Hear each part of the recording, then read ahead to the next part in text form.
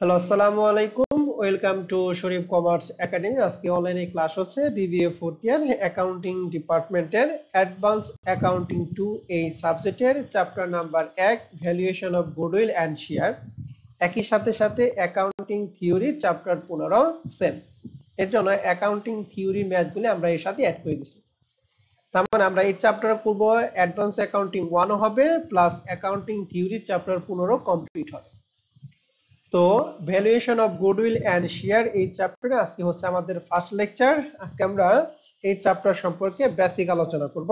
তো বেসিক আলোচনা শুরু করার আগে আমরা কিছু আলোচনা করে নেই। সেটা হচ্ছে এই চ্যাপ্টারে জাতীয় বিশ্ববিদ্যালয়ের যে সিলেবাস দিয়েছে এই সিলেবাস আলোকে আমরা দুইটা ফরম্যাটে ভাগ করছি। একটা হলো গুডউইল ভ্যালুয়েশন আর একটা হলো শেয়ার ভ্যালুয়েশন। এই গুডউইল ভ্যালুয়েশন আর একটা শেয়ার ভ্যালুয়েশন, এই দুইটা ফরম্যাটের যে কোনো একটা ফরম্যাট তোমাদের পরীক্ষার মধ্যে আসবে। গুডউইল ভ্যালুয়েশন আসতে পারে, আবার শেয়ার ভ্যালুয়েশন আসতে পারে। তবে মনে রাখতে হবে শেয়ার ভ্যালুয়েশন করার জন্য তোমাকে বাধ্যতামূলকভাবে গুডউইল ভ্যালুয়েশন জানতে হবে। তার মানে পরীক্ষার মধ্যে যদি শেয়ার ভ্যালুয়েশন চাই তাহলে প্রথমেই তোমাকে আগে গুডউইল ভ্যালুয়েশন করে তারপর শেয়ার ভ্যালুয়েশনে যাইতে হবে। তাহলে এর জন্য আমাদের প্রথম কাজ হলো শেয়ার ভ্যালুয়েশন জানার আগে আগে গুডউইল ভ্যালুয়েশনটা আমাদের ভালো করে জানতে হবে। তো এই চ্যাপ্টার থেকে জাতীয় বিশ্ববিদ্যালয়ে কিরকম প্রশ্ন আছে তার ধারণার জন্য আমরা একটা অ্যানালাইসিস দিচ্ছি 2017 থেকে 2022। 2017 সালে এই চ্যাপ্টার থেকে পার্ট বি পার্ট সিতে দুইটা, 18 সালে পার্ট বি পার্ট সিতে, 19 সালে পার্ট বি পার্ট সিতে, 20 সালে পার্ট বি পার্ট সিতে, 21 সালে পার্ট বিতে আসে নাই, পার্ট সিতে একটা, 22 সালে পার্ট বি পার্ট সিতে দুইটা। তোমরা পরীক্ষা দিবে 2023-এ। 2023 ইনশাআল্লাহ এই চ্যাপ্টার থেকে পার্ট বি এবং পার্ট সিতে একটা একটা প্রশ্ন আসবে ইনশাআল্লাহ। তো আসো এখন আমরা তাহলে এই চ্যাপ্টারের বেসিকটা ক্লিয়ার করি। গুডউইল ভ্যালুয়েশন মানে সুনাম মূল্যায়নের পদ্ধতি হচ্ছে পাঁচটা। এই পাঁচটা পদ্ধতি করার জন্য আমাদের শুরুতেই কিছু সাপোর্টিং ওয়ার্কিং করতে হবে। এখানে লেখা আছে প্রিয় ছাত্রছাত্রী বন্ধুরা, এই ফরম্যাটে অঙ্ক করার জন্য প্রথমে পাঁচটা গণনা কার্য করতে হবে, অর্থাৎ পাঁচটা ওয়ার্কিং করবে। তবে এই পাঁচটা ওয়ার্কিং এর মধ্যে আমাদের কোন মেথডের জন্য কয়টা কোন কোন ওয়ার্কিং নাম্বার লাগে সেটা আগে আমরা জেনে নিই। আমাদের গুডউইল ভ্যালুয়েশনের ক্ষেত্রে পদ্ধতি হচ্ছে, এখানে আছে পাঁচটা পদ্ধতিগুলি আগে ভালো করে জেনে নিই, কারণ এই পদ্ধতিগুলি পার্ট এ প্রশ্ন হয় যে গুডউইল ভ্যালুয়েশনের পদ্ধতি কয়টা। তাহলে বলেন তো দেখি ভ্যালুয়েশন পদ্ধতি গুডউইল ভ্যালুয়েশনের পদ্ধতি কয়টা? পাঁচটা। স্যার। প্রশ্নের মধ্যে আরেকটা আসে শেয়ার ভ্যালুয়েশনের পদ্ধতি হচ্ছে তিনটা, মনে থাকবে? তাহলে গুডউইল ভ্যালুয়েশন পদ্ধতি পাঁচটা আর শেয়ার ভ্যালুয়েশনের পদ্ধতি হচ্ছে তিনটা। আমরা যখন শেয়ার ভ্যালুয়েশন করব তখন ওই নামগুলি জানবো। এখন গুডউইল ভ্যালুয়েশনের প্রথম পদ্ধতি হচ্ছে সুপার প্রফিট মেথড। এটা সবচেয়ে ইম্পর্টেন্ট একটা মেথড, সুপার প্রফিট মেথড। এবং 4 নাম্বার আছে ক্যাপিটালাইজেশন মেথড। এই দুইটা মেথডের যে কোনো একটা মেথড তোমাদের পরীক্ষার মধ্যে আসবে পার্ট সি এর জন্য। তাহলে আমাদের গুডউইল মেথডগুলো আমরা একটু জেনে নেই। প্রথম মেথডের নাম হচ্ছে সুপার প্রফিট, যেটা মোস্ট ইম্পর্টেন্ট একটা মেথড। 2 নাম্বার মেথডের নাম হচ্ছে এভারেজ প্রফিট মেথড। 3 নাম্বার হচ্ছে weighted average profit method. 4 number হচ্ছে ক্যাপিটালাইজেশন মেথড, যেটা মোস্ট ইম্পর্টেন্ট একটা মেথড। আর 5 নাম্বার হচ্ছে অ্যানুইটি মেথড। তাহলে এই পাঁচটা মেথডের মধ্যে আমাদের সবচেয়ে ইম্পর্টেন্ট দুইটা মেথড হলো সুপার প্রফিট মেথড এবং ক্যাপিটালাইজেশন মেথড। এখন এই সুপার প্রফিট মেথডে অঙ্ক করার জন্য আমাদের সাপোর্টিং ওয়ার্কিং করতে হবে পাঁচটা। তাহলে সুপার প্রফিট মেথডে অঙ্ক করার জন্য আমাদের কয়টা ওয়ার্কিং করতে হবে? পাঁচটা। ক্যাপিটালাইজেশন মেথডের ক্ষেত্রে আমাদের ওয়ার্কিং করতে হবে চারটা। এখানে কিন্তু পাঁচটা ওয়ার্কিং করার পরে 6 নাম্বার স্টেপে আসবে আমাদের অ্যানসারটা। আর এই ক্ষেত্রে চারটা ওয়ার্কিং করার পরে 5 নাম্বার স্টেপে আসবে আমাদের গুডউইলটা।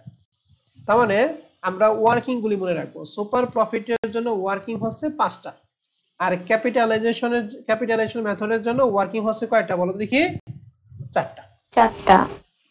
আমাদের এই সুপার প্রফিট থেকে সবচেয়ে বেশি ইম্পর্টেন্ট হচ্ছে ক্যাপিটালাইজেশন মেথড। তো ক্যাপিটালাইজেশন মেথডে এই যে চারটা ওয়ার্কিং যে করতে হয়, এই চারটা ওয়ার্কিং হচ্ছে এই সুপার প্রফিটের মেথডের যে পাঁচটা ওয়ার্কিং এর মধ্যেই আছে। এজন্য আমরা সুপার প্রফিট মেথডটা আগে শিখবো, এরপর আমাদের ক্যাপিটালাইজেশন আসবে, কারণ সুপার প্রফিটের উপর ডিপেন্ড করতেছে ক্যাপিটালাইজেশন। তাহলে আমরা একটু আবার ক্লিয়ার করে নেই। সুপার প্রফিট মেথডের জন্য আমাদের ওয়ার্কিং হচ্ছে পাঁচটা। 6 নাম্বার স্টেপে আমাদের রেজাল্টটা হবে আর ক্যাপিটালাইজেশন মেথডের ক্ষেত্রে ওয়ার্কিং হচ্ছে 4টা, 5 নাম্বার স্টেপে আমাদের অ্যানসারটা বের হবে। এখন কোন মেথডে কি সূত্র সেটা পরে দেখব, আগে ওয়ার্কিং গুলো দেখে নিই। আমাদের শুরুতেই বলছিলাম যে আমাদের সুপার প্রফিটের জন্য 5টা ওয়ার্কিং করতে হয়, ওয়ার্কিং গুলো আমরা একটু দেখে নিই। সর্বপ্রথম যে ওয়ার্কিং তার নাম হচ্ছে ক্যাপিটাল এমপ্লয়। এই ক্যাপিটাল এমপ্লয় বের করার যে সূত্র সেটা হচ্ছে present value of assets minus হচ্ছে total current liability. Present value of asset অর্থাৎ অ্যাসেটের বর্তমান মূল্য থেকে শুধুমাত্র চলতি দায় বাদ দিব।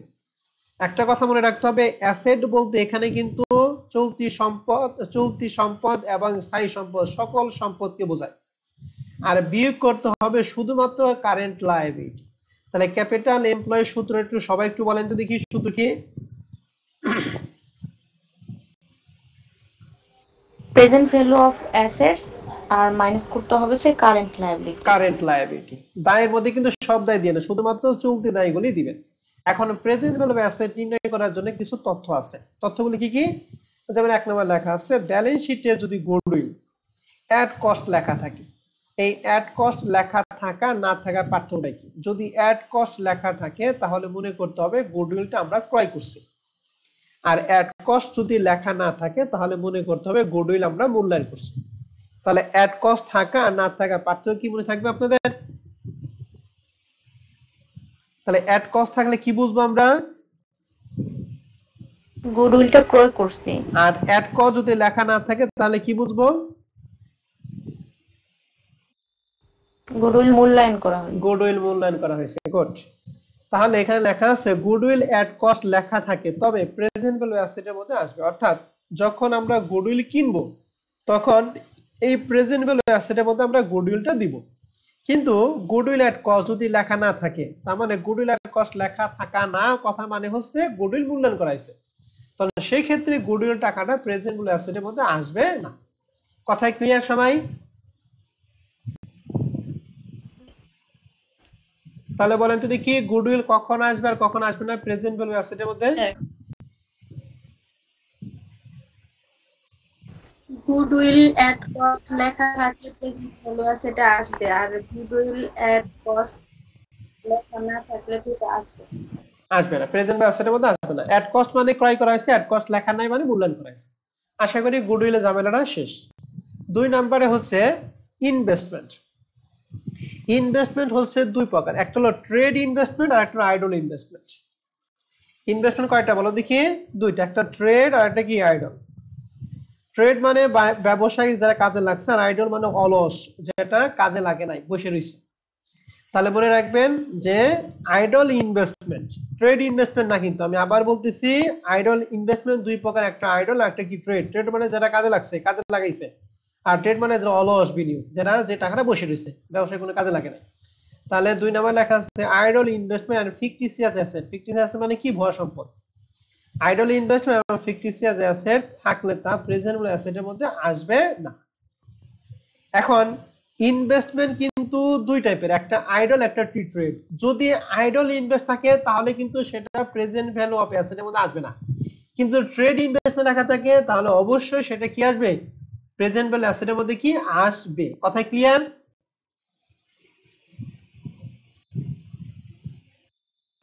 জি স্যার। তা এই যে ছোটখাটো জিনিস, গুডউইল কখন আসে কখন আসে না, এই ইনভেস্টমেন্ট কখন আসে কখন আসে না, এগুলা যদি আপনি মনে থাকে তাহলে মনে করেন আপনি অঙ্ক পারবেন। আর যদি মনে না থাকে তাহলে আপনি সারাদিন অঙ্ক করে কাজ হবে না। কারণ এগুলা মনে রাখে নাই মানে, এগুলা মনে থাকবে না মানে অঙ্ক ভুল হবে। এগুলা ছোটখাটো জিনিস, এগুলা মনে রাখতে হবে। আর 2 নম্বর লেখা আছে স্থায়ী সম্পত্তি অ্যাড কস্ট লেখা। বলেন যদি কি অ্যাড কস্ট লেখা থাকা কথাটা মানে কি? মূল্যায়ন করা নাকি কিনা? কিনা। কিনা। তাহলে লেখা আছে স্থায়ী সম্পত্তি যদি অ্যাট কস্ট লেখা থাকে তাহলে অবশ্যই অবশ্যই ধরতে হবে সমন্বয় অবশ্যই হার উল্লেখ থাকুক অথবা না থাকুক। তাহলে এই অ্যাট কস্টটা যদি স্থায়ী সম্পত্তি যেমন ফার্নিচার ইকুইপমেন্ট এগুলার সাথে যদি অ্যাট কস্ট লেখা থাকে তাহলে মনে করতে হবে এগুলা ক্রয় করা হয়েছে, এর উপর অবশ্যই ধরা হয় নাই, আমরা অবশ্যইটা ধরবো। এই অবশ্যই হার যদি সমন্বয় বলা থাকে আলহামদুলিল্লাহ, আর যদি না বলা থাকে তাহলে এই নিচের ছকটা অনুসরণ করতে হবে। কি কি? ল্যান্ড এন্ড বিল্ডিং এর জন্য 2% ফিক্সড, প্লান্ট এন্ড মেশিনের জন্য 10%, ফার্নিচার এন্ড ফিক্সড এর জন্য 8%। এটা কখন অ্যাপ্লাই করব বলো দেখি? অ্যাট কস্ট লেখা থাকলে নাকি না লেখা থাকলে?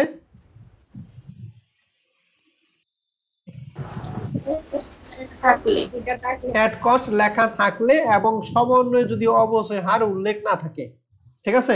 এন্ড অ্যাট কস্ট লেখা আছে এবং সমন্বয়ে অবশ্যই হার উল্লেখ আছে, তখন সেক্ষেত্রে কি এই রেটগুলো প্রয়োজন আছে? না স্যার, নাই। তাহলে মনে রাখেন 1 নাম্বার স্টেপের জন্য আমাদের 3টা নোট, এই 3টা নোট আপনাকে একদম ঝাঁঝা করে ফেলা লাগবে। তাহলে ক্যাপিটাল এমপ্লয়ি সূত্র আমরা পড়লাম present value of asset minus current liability, শেষ। 2 নাম্বার আমরা বের করব এভারেজ ক্যাপিটাল এমপ্লয়, এটা সবচেয়ে মজার বিষয়, এরপরে যেগুলা সবই মজা। ক্যাপিটাল এমপ্লয় বের করার জন্য শুরুতে আমরা 1 নাম্বার ওয়ার্কিং এ যে ক্যাপিটাল এমপ্লয় বের করব সেই টাকাটা আমরা বসাবো এবং এই টাকার সাথে আমরা কাজ করব half of the current year profit, অর্থাৎ কারেন্ট ইয়ার প্রফিট যে টাকাটা বের করব ওই টাকার আমরা হাফ নিব, হাফ মানে অর্ধেক। যদি 10,000 বের করি আমরা নিব 5, এবং সর্বশেষ ট্যাক্স রেটটা, ট্যাক্স যদি থাকে ট্যাক্সটা আমরা বাদ দিব। তাহলে কারেন্ট এভারেজ ক্যাপিটাল এমপ্লয় বের করার যেটা আপনারা মনে রাখবেন সেটা কি, ক্যাপিটাল এমপ্লয় থেকে আমরা কি করব half of the current year profit, অর্থাৎ কারেন্ট ইয়ার প্রফিট যা বের করব তার অর্ধেক নিব এবং এখান থেকে কি বাদ দেব, ট্যাক্স। আর এই কারেন্ট ইয়ার প্রফিট নির্ণয় করার জন্য আমাদের বেশ কিছু সমস্যা ফেস করতে হবে। যেমন কি কি আমরা বলছিলাম যে এই প্রেজেন্টেবল অ্যাসেটের মধ্যে আইডল ইনভেস্টমেন্ট আসে নাকি ট্রেড ইনভেস্টমেন্ট আসে, বলো তো দেখি। Idol investment. রাইট, আপনার মধ্যে ট্রেড ইনভেস্টমেন্ট, ট্রেড ইনভেস্টমেন্ট আসে কিন্তু আইডল ইনভেস্টমেন্ট আসে না, ঠিক আছে? তাহলে আমরা আবার কথাটা বলতেছি, প্রেজেন্ট ভ্যালু অ্যাসেটের মধ্যে ট্রেড ইনভেস্টমেন্ট আসবে কিন্তু আইডল ইনভেস্টমেন্ট আসবে না। কিন্তু 2 নাম্বার স্টেপে যখন আমরা কারেন্ট ইয়ার প্রফিট বের করব তখন মনে রাখবেন যে আইডল ইনভেস্টমেন্টের সুদ যেটা অলসভাবে ব্যবসায় পড়ে রয়েছে তার সুদটা এবং ব্যাড ডেট যে টাকাটা দেনাদার কাছে আদায় করতে পাই না, এই দুইটা কারেন্ট ইয়ার প্রফিট থেকে কি যাবে, বাদ যাবে। আর ঋণের সুদটা কি হবে, যোগ হবে। এই কথা মনে রাখলে কারেন্ট ইয়ার প্রফিট আপনি সাকসেসফুল। তাহলে আমি আবার বলতেছি, কারেন্ট ইয়ার প্রফিট নির্ণয় করার সময় আমরা দেখব যে ইনভেস্টমেন্টে কি আইডল নাকি ট্রেড। যদি ট্রেড হয় তাহলে আমরা 1 নাম্বার স্টেপে ক্যাপিটাল এমপ্লয় বের করার ক্ষেত্রে দিয়ে দিব, শেষ, ঝামেলা শেষ। আর যদি আইডল ইনভেস্টমেন্ট হয় তাহলে তার সুদটা 2 নাম্বার স্টেপে ক্যাপিটাল কারেন্ট ইয়ার প্রফিট নির্ণয় করার ক্ষেত্রে যোগ করব না বিয়োগ করব, বিয়োগ করব, বিয়োগ করব। তাহলে মনে রাখেন আমি আবার কথাটা বলতেছি, ট্রেড ইনভেস্টমেন্ট আসবে হচ্ছে ক্যাপিটাল এমপ্লয় আর আইডল ইনভেস্টমেন্ট সুদ আসবে কি, এভারেজ ক্যাপিটাল এমপ্লয় নির্ণয় করার ক্ষেত্রে। ওকে, মনে থাকবে? জি স্যার। ওকে, তাহলে আইডল ইনভেস্টমেন্ট সুদ এবং ব্যাড ডেট এই দুইটা আমরা বিয়োগ করব আর ঋণের সুদ কি করব, যোগ করব, শেষ। 2 নম্বর লেখা আছে যদি স্থায়ী সম্পত্তি অবশ্যই থাকে তা কারেন্ট ইয়ার প্রফিট থেকে কি করব, আমরা বাদ দিব। তাহলে বাদ দেওয়ার আইটেম হচ্ছে 3টা, কি কি, আইডল ইনভেস্টমেন্টের সুদ, ব্যাড ডেট এবং অবচয়, এই 3টা আমরা বাদ দিব আর যোগ করব ঋণের সুদ। এই 4টা বাদ দিয়ে আর অন্য কোনো কিছু আসবে না, শেষ কথা, সাফ কথা। কি কি, আইডল ইনভেস্টমেন্টের সুদ, ব্যাড ডেট এবং ডিপ্রিসিয়েশন, এই 3টা আমরা চোখ বুঝে বাদ দিব আর ঋণের সুদটা আমরা চোখ বুঝে কি করব, যোগ করব যদি থাকে, আর যদি না থাকে তাহলে বাদ। তাহলে বলো তো কারেন্ট ইয়ার প্রফিটের সাথে টোটাল কয়টা কাজ করব আমরা, 4টা। বলো দেখি মুখস্থ।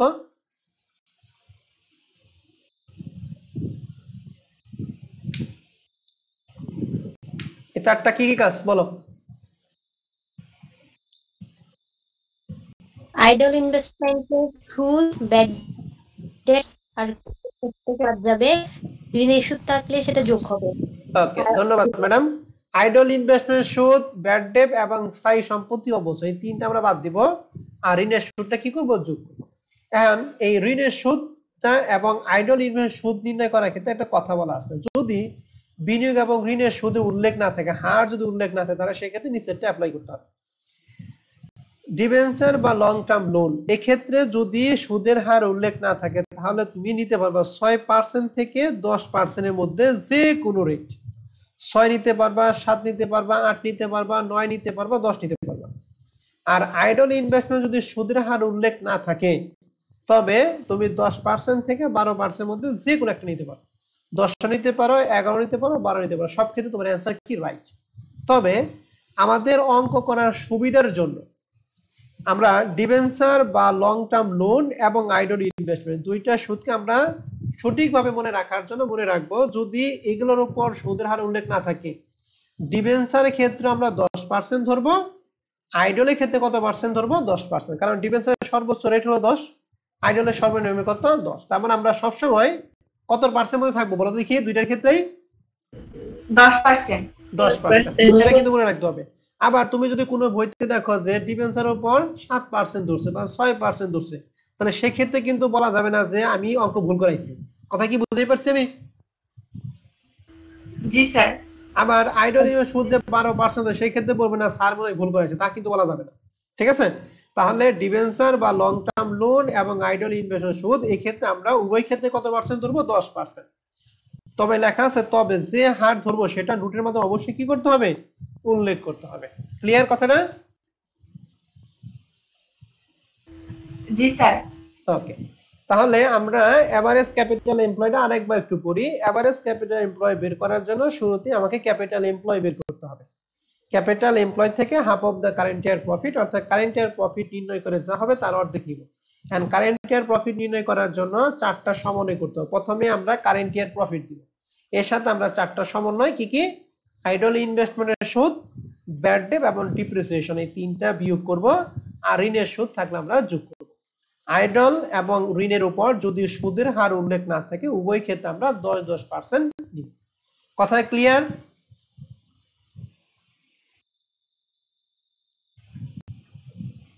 জি স্যার। এবার আমরা 3 নাম্বার স্টেপ আসবো, average maintainable profit. Average maintainable profit করার জন্য শুরুতে আমরা এভারেজ প্রফিট বের করব। এভারেজ প্রফিট কিভাবে? আমাদের প্রশ্নে প্রফিট দেয়া থাকবে 4 বছর, 5 বছর, 10 বছর। যে কয়টা প্রফিট থাকে প্রত্যেকটা প্রফিট যোগ করে ওই কয়টা বছর ধরে আমরা কি করব? ভাগ করলেই এভারেজ প্রফিট পাবো। ক্লিয়ার সবাই? এবং এই সাথে লেখা আছে various adjustment with profit. Various adjustment with profit বলতে বোঝায় এই কারেন্ট ইয়ারের সাথে আমাদের যে কাজগুলি আমরা করব, এই আইডল ইনভেস্টমেন্ট সুদ, ব্যাড ডেট, ডিপ্রিসিয়েশন এবং ঋণের সুদ, এক কথায় এই কারেন্ট ইয়ারের সাথে আমরা যে যে সমন্বয়ে কাজ করব, এখানে বিয়োগ করব, যোগ বিয়োগ করব, সেই কাজগুলি আমরা এই ভ্যারিয়াস অ্যাডজাস্টমেন্ট উইথ প্রফিটের সাথে সেই সমন্বয়গুলি করব। আর এখান থেকে আমরা বাদ দেব কি? ট্যাক্স। কথাটা আমি আবার বলতেছি, এভারেজ মেইনটেনেবল প্রফিট বের করার জন্য শুরুতে আমরা এভারেজ প্রফিট বের করব। এভারেজ প্রফিট বের করার জন্য কাজ হলো প্রশ্নের যে কয় বছরের প্রফিট থাকবে সবগুলো প্রফিট যোগ করে ওই কয়টা বছর দ্বারা ভাগ করলে আমরা এভারেজ প্রফিট পাবো। এভারেজ প্রফিটের সাথে ভেরিয়াস অ্যাডজাস্টমেন্ট উইথ প্রফিট মানে 2 নাম্বার সমন্বয়ের সাথে 2 নাম্বার স্টেপে ক্যাপিটাল এই কারেন্ট ইয়ার প্রফিটের সাথে যা যা করব, এখানে যে যে আইটেম যোগ বিয়োগ করব সেই কাজগুলো আমরা এখানেও করব। যোগেরটা যোগ, বিয়োগেরটা বিয়োগ করব, আর ট্যাক্স বাদ দিব। এই হচ্ছে average maintainable profit. Clear? 3 number step.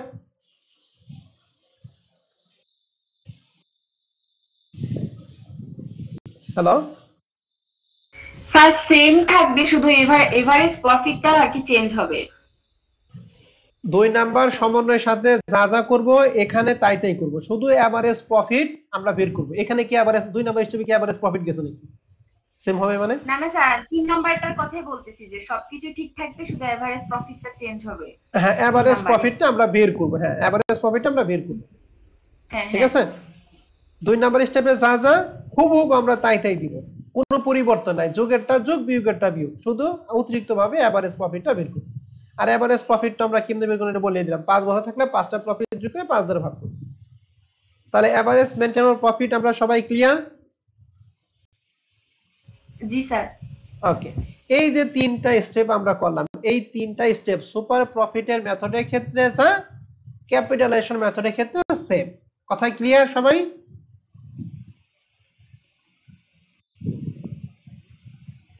আমরা কয়টা মেথড নিয়ে পড়াইছিলাম? 2টা।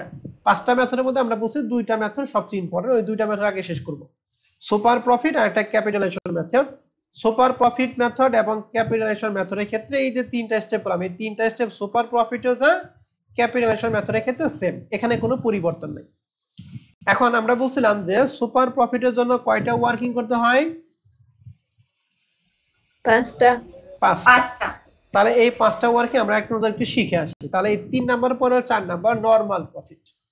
নরমাল প্রফিটের সূত্র হচ্ছে average capital employ, that means 2 number স্টেপে আমরা যে টাকাটা বের করব এর সাথে নরমাল রেট অফ রিটার্ন, এটা আমাদের প্রশ্নে দেয়া থাকবে 10% 5% যেটা থাকবে এটা। তাহলে ক্যাপিটাল এমপ্লয়ের সাথে নরমাল রেট অফ রিটার্ন গুণ করলে পাবো নরমাল প্রফিট। আর 5 নাম্বার স্টেপ হলো সুপার প্রফিট।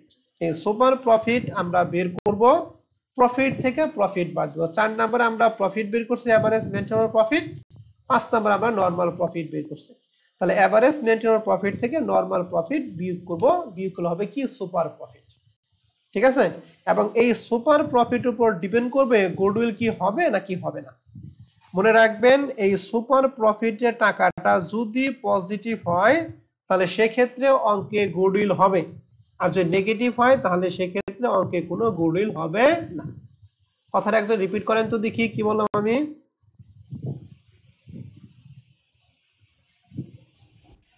যদি সুপার প্রফিটের মান যদি পজিটিভ হয় তাহলে গুডউইল হবে, আর নেগেটিভ হলে গুডউইল হবে না।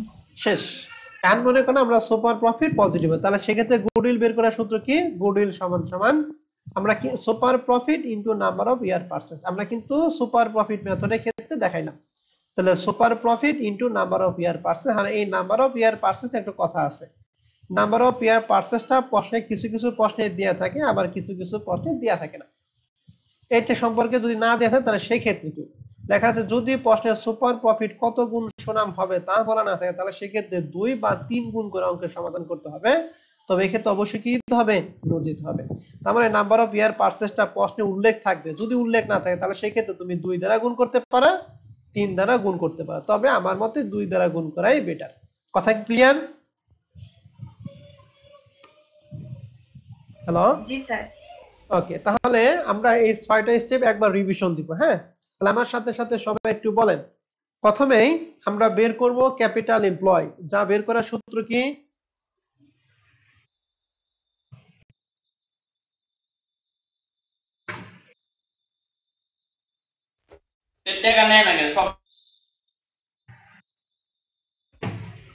কথা বলেন। প্রেজেন্ট ভ্যালু অফ অ্যাসেট এর সাথে টোটাল কারেন্ট লায়াবিলিটিস বাদ যাবে। Good. Present value of asset নির্ণয় করার ক্ষেত্রে আমাদের যে ইনভেস্টমেন্টটা, সেটা কি আইডল ইনভেস্টমেন্ট আসে নাকি ট্রেড ইনভেস্টমেন্ট আসে? বলো তো দেখি। Trade investment. ট্রেড ইনভেস্টমেন্ট আসবে। গুড। আর গুডউইল ক্ষেত্রে গুডউইলটা কখন আসবে? অ্যাট কস্ট লেখা থাকে নাকি অ্যাট কস্ট লেখা না থাকলে? অ্যাড কস্ট লেখা থাকলে। অ্যাট কস্ট লেখা থাকে। গুড, এটা ভালো পারছে। 2 নাম্বার স্টেপ বের করি average capital employ. Average capital employ বের করার জন্য প্রথমে ক্যাপিটাল এমপ্লয় আমরা দিব, এই ক্যাপিটাল এমপ্লয়ের সাথে বাদ দিব half of the current year profit. এই কারেন্ট ইয়ার প্রফিট নির্ণয় করার ক্ষেত্রে কারেন্ট ইয়ার প্রফিটের সাথে আমরা টোটাল 4টা কাজ করব। এই 4টা কাজ কি বলতে পারবেন? যে পারবেন সে আজকের দিনে সেরা ছাত্র। বলেন। আইডল ইনভেস্টমেন্টের সুদ, ব্যাড ডেটস এবং ডেপ্রিসিয়েশন বাদ দিব, ঋণের সুদ যোগ করব। গুড ম্যাডাম, তোমাকে ধন্যবাদ। এন্ড আইডল ইনভেস্টমেন্টের সুদ, ব্যাড ডেট এবং ঋণের সুদ, 3টা বাদ আর ঋণের সুদ যোগ। আইডল ইনভেস্টমেন্ট এবং ঋণের সুদ যদি উল্লেখ না থাকে তাহলে উভয় ক্ষেত্রে আমরা কত পার্সেন্ট ধরব? 10%। 10%। 3 নাম্বার স্টেপ হচ্ছে এভারেজ মেইনটেইন প্রফিট। এটা করার জন্য প্রথমে এভারেজ প্রফিট, এরপরে 2 নাম্বার স্টেপে যা যা করছি এখানে সেম তাই করব। যোগের গুলি যোগ, বিয়োগের গুলি বিয়োগ, শেষ। 4 নাম্বার স্টেপ বের করি নরমাল প্রফিট, যার সূত্র কি? এভারেজ ক্যাপিটাল এমপ্লয় ইনটু কি? Normal rate of return. Normal rate of return, এটা প্রশ্নে উল্লেখ থাকবে পার্সেন্টেজটা। এভারেজ ক্যাপিটাল এমপ্লয় তো আমরা 2 নাম্বার স্টেপে বের করব। সুপার প্রফিট সূত্র আছে প্রফিট থেকে প্রফিট বাদ, এভারেজ মেইনটেইন প্রফিট থেকে নরমাল প্রফিট বাদ। দেওয়ার এখানে যে টাকা হবে, টাকাটা যদি পজিটিভ হয় তাহলে আমরা 6 নাম্বার স্টেপে গুডউইল বের করব, আর যদি নেগেটিভ হয় তাহলে গুডউইল বের করব না। এর জন্য আমরা একটা নোট দিব। ঠিক আছে, তাহলে গুডউইল যদি বের করি তাহলে সেক্ষেত্রে গুডউইল বের করার সূত্র কি? সুপার প্রফিট ইনটু কি? Number of year purchase. Number of year purchase প্রশ্নে উল্লেখ থাকবে, যদি উল্লেখ না থাকে তাহলে আমরা 2 অথবা 3 গুণ করব, তবে যেটাই গুণ করি সেটা প্রশ্নে কি করব? নোট দিব। ঠিক আছে, তাহলে আমি আপনাদের টোটালি সুপার প্রফিট মেথডটা আমরা ক্লিয়ার করলাম। ঠিক আছে, তাহলে এই সুপার প্রফিট রিলেটেড আমরা কিছু অঙ্ক করব। আজকে আমরা অঙ্ক সিরিয়ালি করব না, সুপার প্রফিট মেথডে যে অঙ্কটা আছে এই অঙ্কটা আমরা কাজ করব। আজকে আমরা প্রবলেম করাবো না, আমরা একটু এক্সারসাইজ চলে যাব। সুপার প্রফিট মেথডের যে কোনো অঙ্ক আমাদের আছে কিনা। তাহলে সুপার প্রফিট মেথডে অঙ্ক করার জন্য আমাদের কয়টা ওয়ার্কিং করতে হয় একটু বলো তো দেখি। 5টা ওয়ার্কিং করতে হবে। 6 নাম্বার স্টেপে হচ্ছে আমাদের অ্যানসারটা বের হবে। 5 নাম্বার অঙ্কটা এটা হচ্ছে, দেখো ঢাকার 7 কলেজ 2018 সালে অ্যাডভান্স অ্যাকাউন্টিং 2, এই যে AA2 মানে কি অ্যাডভান্স অ্যাকাউন্টিং 2, আর 2013 সালে ফোর্থ ইয়ার এটি মানে হলো অ্যাকাউন্টিং থিওরি। তার মানে এই প্রশ্নটা অ্যাডভান্স অ্যাকাউন্টিং 2 তেও আছে, আবার অ্যাকাউন্টিং থিওরিতে আছে। কথা কি বুঝতে পারছি?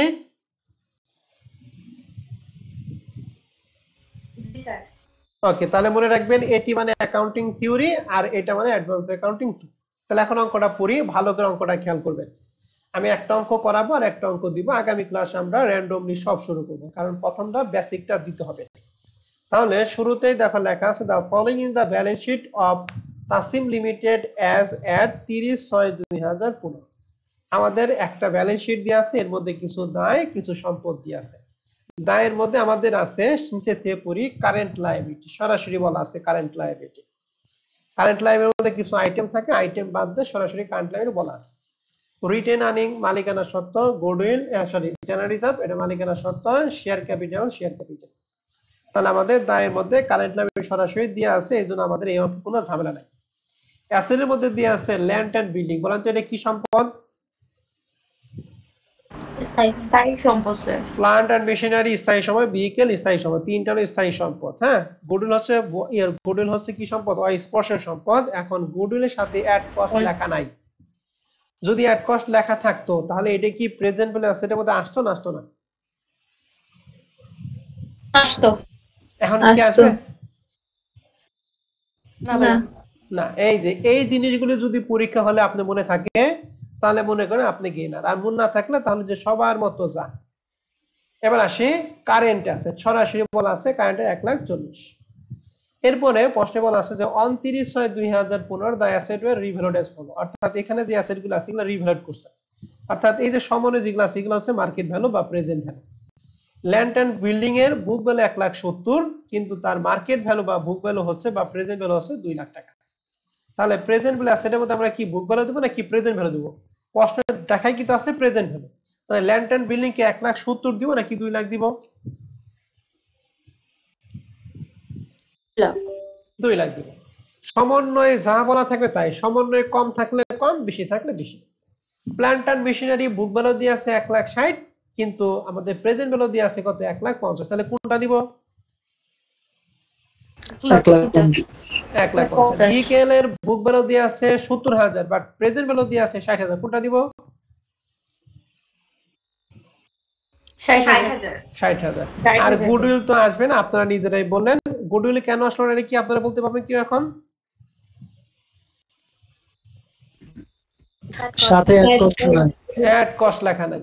অ্যাড কস্ট লেখা থাকলে বুঝতে পারতাম গুডউইলটা ক্রয় করা হয়েছে। যেহেতু অ্যাড কস্ট লেখা নাই তার মানে গুডউইলটা মূল্যায়ন করা হয়েছে, তাতে এই ক্ষেত্রে গুডউইলটা আসবে না। গুড।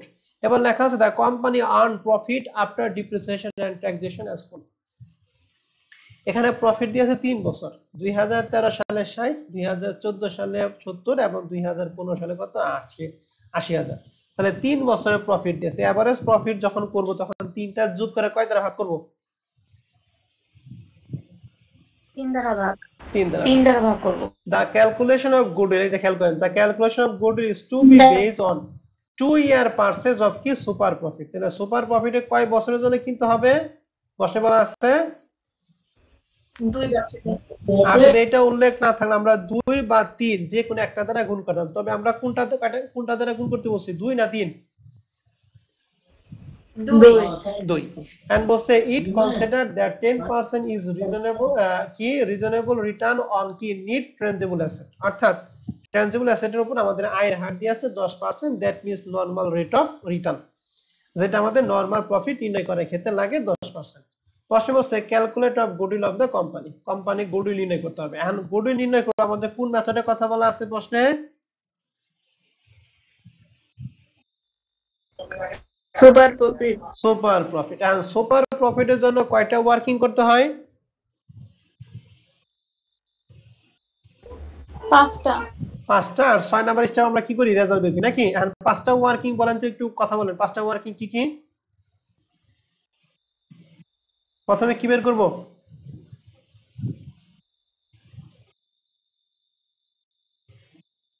বলেন। ক্যাপিটাল এমপ্লয়েড বের করব। 2 নম্বরে average capital employed. 3 number average maintainable profit. Okay. 4 number normal profit. 5 number super profit. আর 6 নাম্বার হলো গুডউইল। গুড, ধন্যবাদ ম্যাডাম তোমাদের।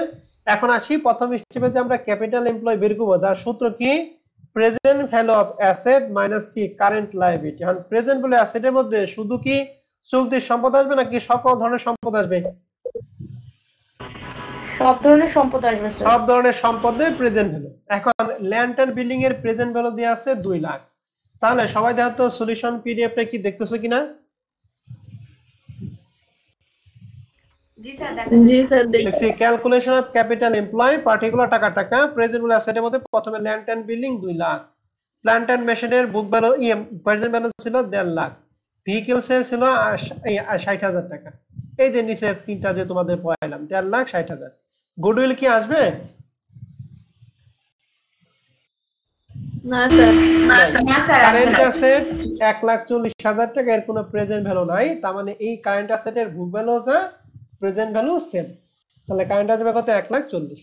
তা আমরা এখানে কারেন্ট অ্যাসেট দিছি 1,40,000। এই সবগুলো যোগ করে আমাদের প্রেজেন্ট ভ্যালু অ্যাসেটের টাকা আছে 5,50,000। এখান থেকে কি বাদ দিব বলো দেখি? সব ধরনের দায় না শুধুমাত্র চলতি দায়? চলতি দায়। তাহলে আমাদের কারেন্ট লায়াবিলিটি কিন্তু প্রশ্নের সরাসরি ছিল কত টাকা? 2 লাখ টাকা। তাহলে আমরা এখানে 2 লাখ টাকা বাদ দিয়ে আমাদের ক্যাপিটাল এমপ্লয় হচ্ছে 3,50,000। ক্যাপিটাল এমপ্লয় নিয়ে আপনাদের কারো কোনো সমস্যা থাকলে বলেন।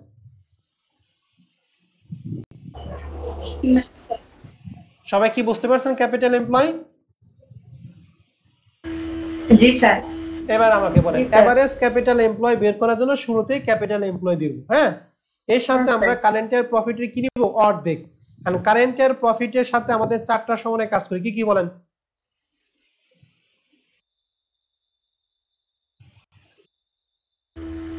Idle investment, bad debit, current year profit, আর কিছু ঋণের সুদ।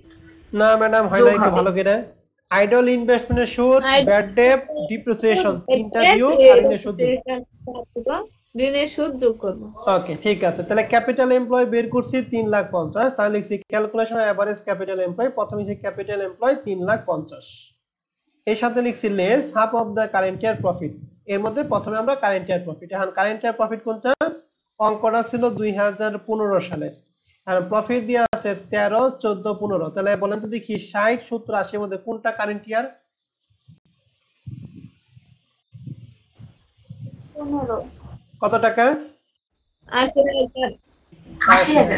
তাহলে এই যে কারেন্ট ইয়ার আমরা দিছি কত? 80,000 কারেন্ট ইয়ার প্রফিট। এর সাথে আমরা 4টা সমানে কাজ করব। এক, আইডল ইনভেস্টমেন্ট। আমাদের এখানে কি ইনভেস্টমেন্টের কোনো কাজ আছে? নাই স্যার। নাই। 2 নাম্বার ব্যাড ডেট হয় দেনাদারের সাথে, আমাদের অঙ্কে দেনাদারি নাই, অতএব ব্যাড ডেট থাকার কোনো প্রশ্ন নাই। 3 নম্বরে ডিপ্রিসিয়েশন আমাদের নাই, ডিপ্রিসিয়েশন বা 4 নম্বরে ঋণের সুদ আমাদের প্রশ্নে নাই। তার মানে সমন্বয়ে যে কাজগুলি করতাম 4টার একটাও নাই। কথা ক্লিয়ার সবাই? জি স্যার। তাহলে এই কারেন্ট ইয়ার যা আসলো তাই। আর আমাদের প্রশ্নে আরেকটা শেষ আমরা কি বললাম? ট্যাক্স। আমাদের প্রশ্নে ট্যাক্স রেটও নাই।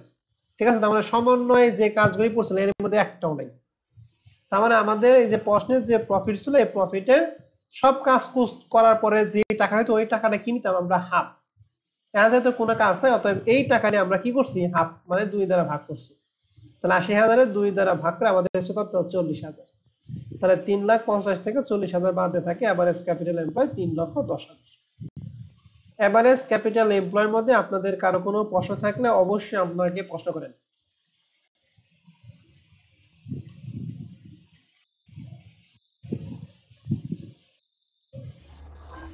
না স্যার, কোনো প্রশ্ন নেই। প্রশ্ন কি সবাই কি বুঝতে পারছেন? তাহলে কারেন্ট ইয়ার প্রফিটের সাথে আমরা কিন্তু 4টা সমন্বয়ে কাজ করতাম। আইডল ইনভেস্টমেন্ট সুদ, ব্যাড ডেট, ডিপ্রিসিয়েশন এবং ঋণের সুদ। এবং ডিপ্রিসিয়েশন কি বলে ট্যাক্স ওখানে একটাও নাই, এর জন্য কারেন্ট ইয়ার প্রফিটে জাস্ট আমরা হাফ নিছি। তাহলে 2 নম্বর স্টেপ সবাই ক্লিয়ার? জি স্যার। 3 নম্বর স্টেপে এভারেজ মেইনটেনেবল প্রফিট। প্রথমে আমরা করি এভারেজ প্রফিট। আর এভারেজ প্রফিট কেমনে? আমাদের প্রফিট ছিল 3টা, তাহলে 3টা যোগ করে কয় দ্বারা ভাগ করব? 3 দ্বারা ভাগ করব। তাহলে দেখেন 60 70 80 তিনটা যোগ করে 3 দ্বারা ভাগ করে 70,000 টাকা। এবং এই টাকার সাথে আমরা বলছিলাম 2 নম্বরে যা যা সমন্বয় কাজ করব সব আমরা যোগেরটা যোগ বিয়োগেরটা বিয়োগ। 2 নম্বরের সমন্বয় কোনো কাজ কি আমরা করছি না করি নাই? করি নাই। তার মানে এই এভারেজ যে প্রফিট আছে এইটার নাম হচ্ছে এভারেজ মেইনটেনেবল প্রফিট 70,000 টাকা। ক্লিয়ার? জি স্যার। ওকে, আর 4 নম্বর আমরা কি বের করি? Normal profit. যার সূত্র কি? Average capital employ into normal ratio of return. তাহলে এভারেজ ক্যাপিটাল এমপ্লয় এই যে এখানে বের করছি 3,10,000 আর নরমাল রেট অফ রিটার্ন আমাদের প্রশ্নে ছিল কয় পার্সেন্ট? 10%। তাহলে এখানে লিখছি 3,10,000 এর 10% 31,000 টাকা। Normal profit clear? জি স্যার। 5 নম্বরে সুপার প্রফিট। সুপার প্রফিট সূত্র কি? প্রফিট থেকে প্রফিট বাদ। এভারেজ মেইনটেনেবল প্রফিট 70,000 আর নরমাল প্রফিট এখন বের করলাম 31,000। তাহলে দুইটার পার্থক্য হচ্ছে 39,000 টাকা। এটা কি পজিটিভ না নেগেটিভ? পজিটিভ। পজিটিভ। পজিটিভ হলে কি গুডউইল হয় নাকি হয় না? হয়। হয়। তাহলে গুডউইল হবে। গুডউইলের সূত্র কি? Super profit into number of year purchase. তাহলে সুপার প্রফিট বের করলাম 39, তাহলে এখানে কি super profit 39। Number of year purchase আমাদের প্রশ্নে বলা ছিল কয় বছর? 2 বছর। 2 ইয়ার্স। এর জন্য 39 এর 2 দ্বারা ভাগ গুণ করে আমাদের কত হয়েছে? 78,000। এটাই आंसर। ক্লিয়ার? দেখেন আমি আপনাদের যেভাবে পড়াইছি আপনি এভাবেই পড়বেন। যদি পড়েন আপনার একটা আইটেম বাদ পড়বে না। আর যদি উল্টা পাল্টা পড়েন তাহলে দেখবেন যে মাঝখান থেকে কোন আইটেম বাদ পড়েছে আপনি টেরই পাবেন না। অতএব আমি আপনাকে যেভাবে পড়ালাম এভাবে আপনারা ট্রাই করবেন, অঙ্ক করবেন, আশা করি সব অঙ্কগুলো আপনারা পারবেন। হ্যাঁ, কারণ 5 নম্বর অঙ্ক নিয়ে যদি আপনাদের কোনো কিছু জানার থাকে তাহলে আমাকে প্রশ্ন করতে পারেন। এদের নিচে আমি স্টেপ বাই স্টেপ অ্যান্সার দিয়ে রাখছি। সিই মানে ক্যাপিটাল এমপ্লয়, এসি মানে এভারেজ ক্যাপিটাল এমপ্লয়, এ মানে এভারেজ মেইনটেনেবল প্রফিট, এনপি মানে নরমাল প্রফিট, এসপি মানে সুপার প্রফিট, আর গুডউইল তো গুডউইল। আমি ধাপে ধাপে অ্যান্সার দিয়ে রাখছি যাতে একটা স্টেপ পার করলে অ্যান্সার যদি মিলে পরবর্তী স্টেপে যাইতে পারো। স্যার আমার হচ্ছে কারেন্ট চলে গেছিল স্যার, ক্যাপিটাল এমপ্লয়েডটা যদি একটু বুঝিয়ে দিতেন। ক্যাপিটাল এমপ্লয় সূত্র হচ্ছে present value of asset minus current liability. Present value of asset মানে সকল ধরনের সম্পত্তি বর্তমান মূল্য। যেমন ল্যান্ড এন্ড বিল্ডিং এর বুক ভ্যালু, এই প্রশ্নে যারা থাকবে এটা বুক ভ্যালু। হ্যাঁ, এই যে রেয়ামিলে ভিত্তি যারা থাকবে ব্যালেন্স শিটে বুক ভ্যালু হচ্ছে 70, 1,70,000। সেকেন্ড স্টেপটা এভারেজ ক্যাপিটাল এমপ্লয়েডটা sir, sorry sir. Average capital employ সূত্র প্রথমে ক্যাপিটাল এমপ্লয় দিব। তাহলে ক্যাপিটাল এমপ্লয় আমরা বের করছিলাম 3,50,000। এই যে 3,50,000 কই? এই যে 3,50,000, এই যে 3,50,000 দিছি। এর সাথে বাদ দিব half of the current year profit. And এটা বের করার জন্য প্রথমে কারেন্ট ইয়ার প্রফিট লাগে। আমাদের প্রফিট ছিল 13, 14, 15। তাহলে 15 সালের কারেন্ট ইয়ার, এর জন্য 80,000 টাকা দিছি। এটা হলো কারেন্ট ইয়ার প্রফিট। এই সাথে আমরা সমন্বয়ে কাজ করি 4টা। আইডল ইনভেস্টমেন্ট সুদ, যেটা প্রশ্ন আমাদের ইনভেস্টমেন্টই নাই, আইডল থাকার কোনো প্রশ্নই ওঠে না। 2 নম্বরে ব্যাড ডেট হয় অ্যাকাউন্ট রিসিভের সাথে, অ্যাকাউন্ট রিসিভ আমাদের প্রশ্নে নাই, অতএব ব্যাড ডেটও নাই। 3 নাম্বার ডিপ্রিসিয়েশন আমাদের প্রশ্নে ডিপ্রিসিয়েশন নাই। 4 নাম্বার হচ্ছে ঋণের সুদ, আমাদের প্রশ্নে ঋণের সুদও নাই। 5 নাম্বারে আমরা পড়ছিলাম ট্যাক্স, এর ট্যাক্স আমাদের প্রশ্নে নাই। তার মানে আমরা যা পড়ছিলাম এর মধ্যে একটাও নাই। এই জন্য এই যে 80,000 টাকা যেটা আছে এইটাই হচ্ছে কারেন্ট ইয়ার। এই কারেন্ট ইয়ারে কি নিব আমরা? হাফ মানে কি আমরা 2 দ্বারা ভাগ করে 40,000 টাকা নিচ্ছি। ঠিক আছে ভাই? জি স্যার, বুঝতে পারছি। ওকে, আপনাদের কারো কোনো সমস্যা আছে 5 নাম্বার নিয়ে?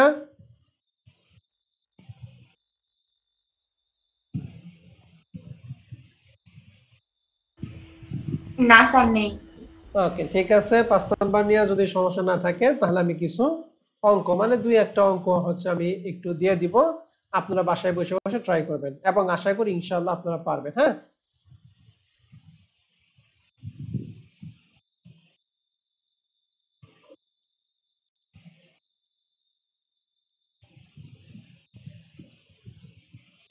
এই রিলেটেড অনেকগুলো অঙ্ক দিয়ে আছে, আমি একটা করে দেই, একটা করে দিলে কাজ হয়ে যাবে। হ্যাঁ, অনেকগুলি দিয়ে আছে। এই যে 8 নাম্বার প্রশ্নটা আপনারা সবাই দেখেন, 2018 সালে বলেন তো অ্যাকাউন্টিং থিওরি প্রশ্ন নাকি অ্যাডভান্স অ্যাকাউন্টিং থিওরি প্রশ্ন?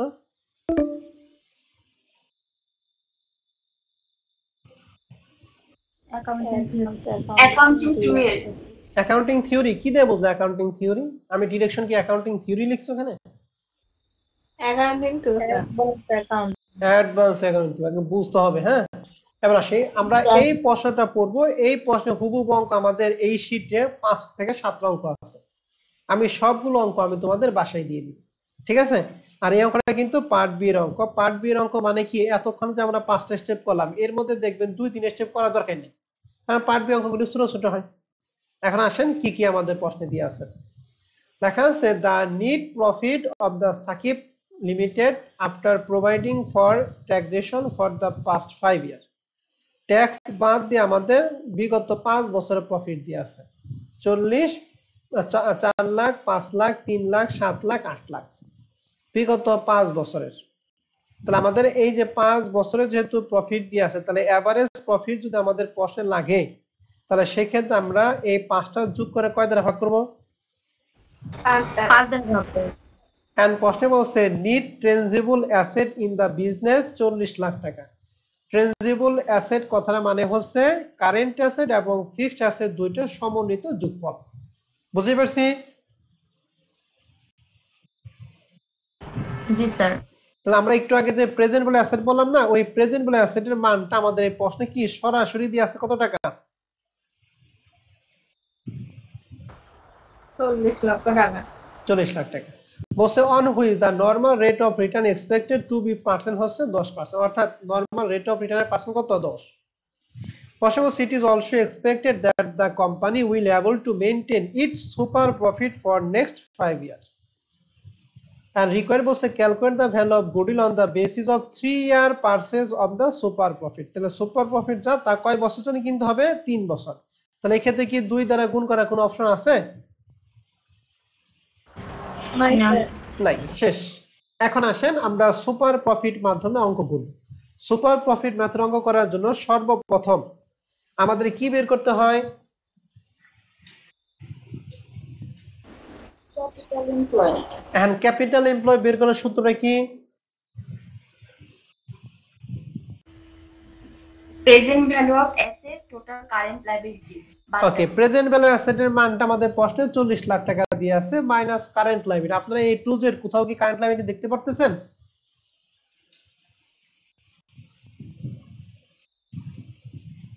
না স্যার। তার মানে এই 40 লক্ষ টাকাই হচ্ছে ক্যাপিটাল এমপ্লয় টাকা। ক্লিয়ার? জি স্যার। 2 নাম্বার স্টেপে আমরা বের করি এভারেজ ক্যাপিটাল এমপ্লয়। যা করার জন্য প্রথমে দেই ক্যাপিটাল এমপ্লয়।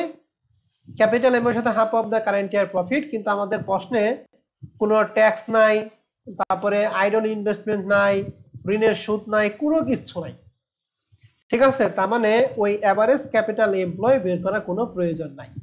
তার মানে ক্যাপিটাল এমপ্লয় এবং এভারেজ ক্যাপিটাল এমপ্লয় এই দুইটা ওয়ার্কিং এই প্রশ্ন থেকে কি বাদ। যেহেতু পার্ট বি অঙ্ক এর জন্য দুইটা তোমাকে কমিয়ে দিছে। এখন 3 নাম্বার স্টেপ আমরা কি বের করি বলো তো দেখি।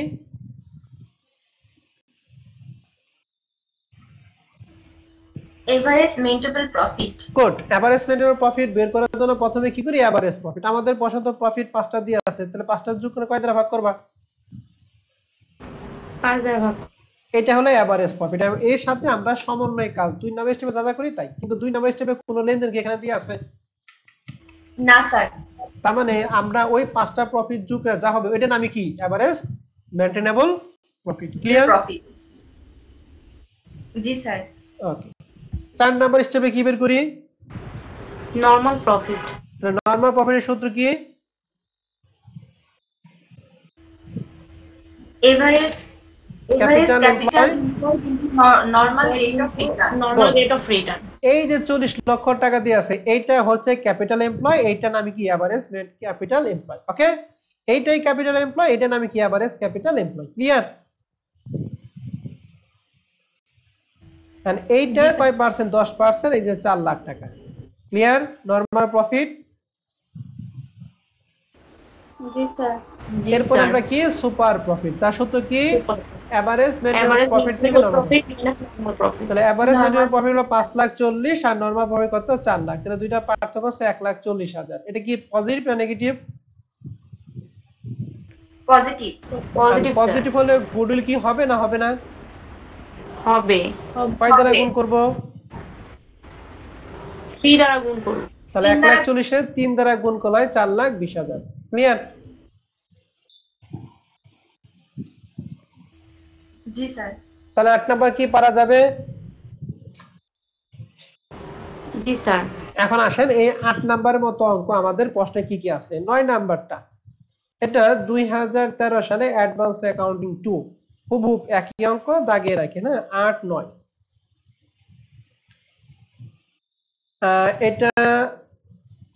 এটা আবার হচ্ছে ক্যাপিটালাইজেশন তাহলে এই 10 নাম্বারটা বাদ পরে এটা আমি করে দিব 11 নাম্বারটা এখানে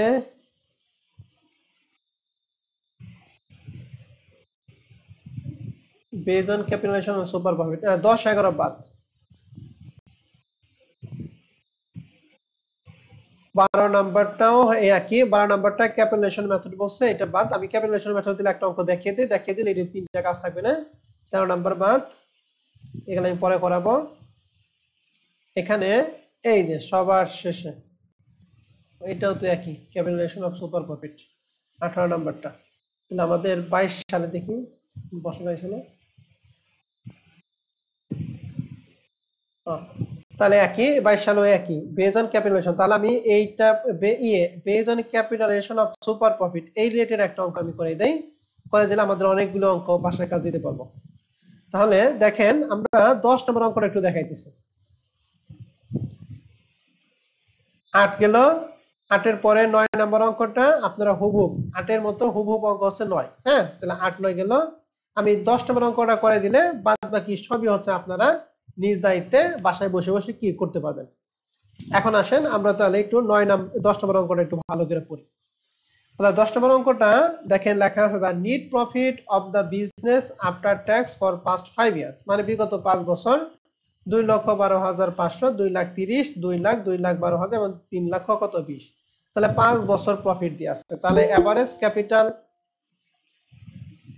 এভারেজ প্রফিট যখন বিগত হয় 5টা যোগ করে কয় দ্বারা ভাগ করব 5 দ্বারা ভাগ করব 5 দ্বারা ভাগ করব প্রশ্ন হচ্ছে the capital employ in the business of টাকা হচ্ছে 20 লাখ এই যে ক্যাপিটাল এমপ্লয় টাকাটা এও কিন্তু সরাসরি বলা আছে তাহলে এক নাম্বার স্টেপে কাজটা অলরেডি কি শেষ নাকি জি স্যার আর নরমাল রেট অফ রিটার্ন দিয়ে আছে 10% it is expected that the company will be able to maintain its super profit for next 5 years calculate the value of goodwill on the basis of capitalization of super profit method মানে capitalisation মেথডে তো আমি capitalisation মেথডের ক্ষেত্রে super profit তাহলে capitalisation method তোমাদের দেখাই নাই এটা আমি একটু দেখে অঙ্কটা একটু দেখিয়ে দিতেছি হ্যাঁ তো এর মধ্যে আমাদের ক্লাস টাইমটা শেষ হয়ে গেছে তোমরা তো এতক্ষণ আমরা পড়ছি হচ্ছে সুপার প্রফিট এখন আমরা পড়ব হচ্ছে ক্যাপিটালাইজেশন মেথড এই দুইটা মেথড মোস্ট ইম্পর্টেন্ট দুইটা মেথড তো ক্যাপিটালাইজেশন মেথডে আবার দুইটা বেসিস আছে একটা হলো বেজ অন সুপার প্রফিট আর একটা বেজ অন এভারেজ প্রফিট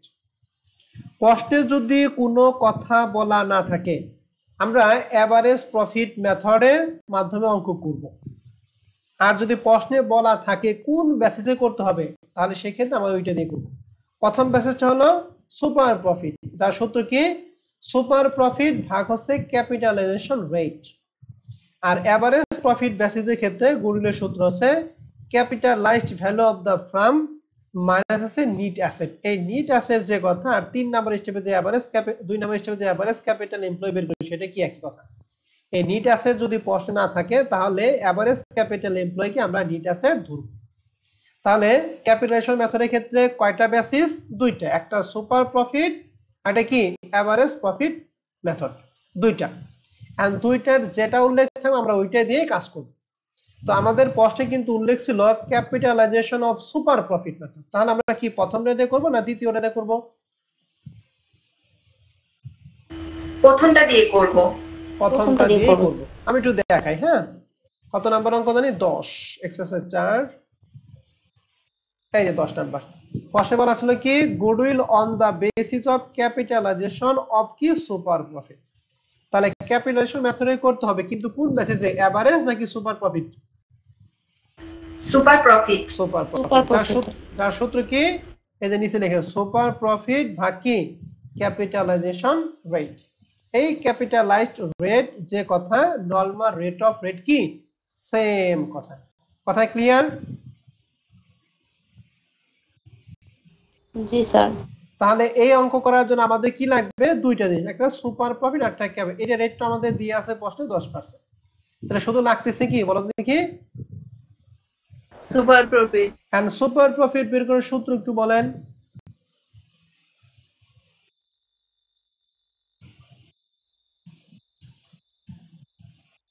বলেন সুপার প্রফিট কিভাবে বের করি সূত্র কি average maintainable profit minus normal profit তাহলে আমাদের এভারেজ মেইনটেনেবল প্রফিট এবং নরমাল প্রফিট জানলেই আর বাদ বাকিগুলি দরকার নেই তাহলে এভারেজ মেইনটেনেবল প্রফিট আমরা কয় নাম্বার স্টেপ দিয়ে শুরু করি 3 নম্বরে তাই তো তাহলে প্রথম দুইটা স্টেপ এই অঙ্কের জন্য কি মাপ তাহলে এভারেজ মেইনটেনেবল প্রফিট আমরা বের করি কি প্রথমে এভারেজ প্রফিট দেই তাহলে আমাদের প্রফিট রেট কয়টা দিয়ে আছে 5টা তাহলে 5টা যোগ করে কয় দ্বারা ভাগ করব 5 দিয়ে ভাগ করব 5 দিয়ে ভাগ করব এবং এর সাথে আমরা সমন্বয়ে কাজ করি 5টা কিন্তু ওই 5টা কাজে একটা কাজ আমাদের প্রশ্নে কি নাই তার মানে এই অঙ্কে এভারেজ প্রফিট কে আমরা কি ধরব এভারেজ মেইনটেনেবল প্রফিট ক্লিয়ার জি স্যার এই যে এভারেজ মেইনটেনেবল প্রফিট 2,16,900 আর যদি দেখতে চান তাহলে আমাদের সলিউশন পিডিএফ এ কয় নাম্বার 10 নাম্বার এই যে লেখা আছে কই এই যে এভারেজ প্রফিট এই যে 5টা যোগ করে 5 দ্বারা ভাগ করছি 2,16,900 ঠিক আছে তারপরে এভারেজ মেইনটেনেবল প্রফিটের পরে কি নরমাল প্রফিট যার সূত্র কি এভারেজ ক্যাপিটাল এমপ্লয় ইনটু কি